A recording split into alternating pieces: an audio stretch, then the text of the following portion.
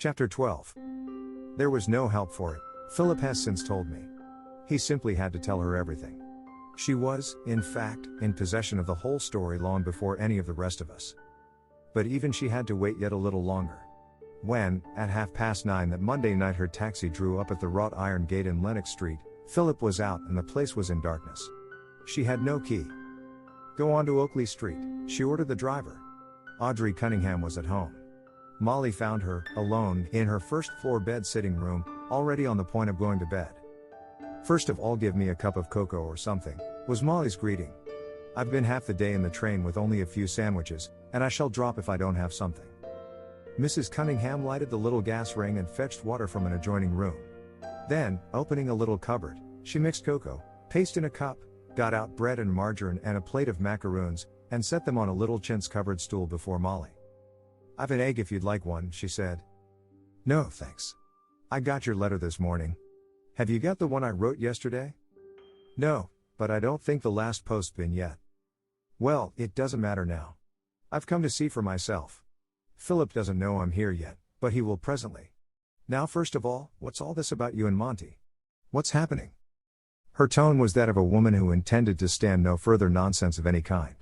She was dog-tired, already angry on Joan's account, and the resigned and hopeless air of the slender creature before her completed her resolve to get to the bottom of things. But nothing appeared to be happening about Audrey and Monty. Mrs. Cunningham was still of the same mind, or no mind, that had prompted her letter. "Where is he now?" Molly demanded. Audrey did not know. "Is he with Philip?" She did not know that either. "And aren't you going to Lenox Street?" "I don't think I can." Molly's eyes went round the room. "I myself have never been in Mrs. Cunningham's bed-sitter, but I have been in many others and can picture its frugality: the gas ring, the little cupboard with the bread and jar of marmalade in it, the chintz-covered grocer's box on which Molly's cup of cocoa stood, probably a slightly fresher wallpaper pattern where the Jacobean wardrobe had stood. Lenox Street was positive luxury by comparison, yet here was Audrey preferring this. Then there was Audrey herself, heavy-eyed, drained of energy, probably thinking of George Cunningham and wondering whether any experience was worth repeating. With Joan for breakfast and Audrey for supper, poor Molly had had about enough of it for one day. "About this marriage," she said abruptly. "Of course, it's not going to be put off. I shall see to that. I shall have a talk with Monty too when I've finished with Philip. You're simply run down and want a tonic." "Oh, it isn't that," Audrey replied, sinking into an old wicker chair. "I've thought it all over.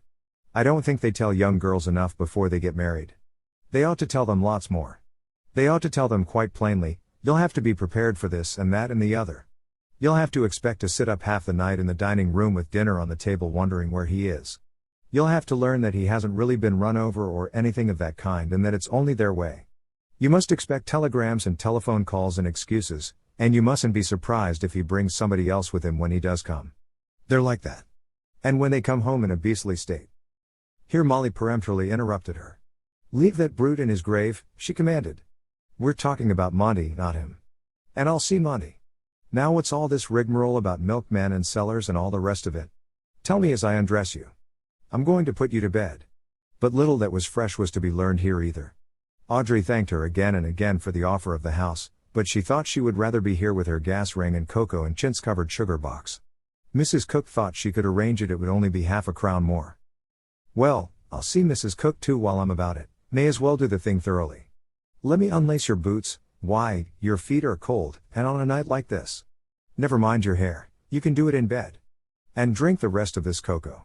Really, I do think I live in a helpless sort of world, there isn't enough of me to go round, there ought to be half a dozen of me. Now into bed with you, and you'd better stay there till I come round in the morning. I'm not going back till Wednesday." She packed up the cocoa cups and turned off the gas ring, opened the window and wound up the little Swiss clock. As she moved about the room folding Audrey's clothes and setting things to rights, her own letter of Sunday morning was brought up, but she placed it on the mantelpiece by the side of the clock, forbidding Audrey to read it till the morning. Letters didn't matter now that she was here in her own capable, practical person. Letters took too long. She was going to have things done much more quickly or know the reason why.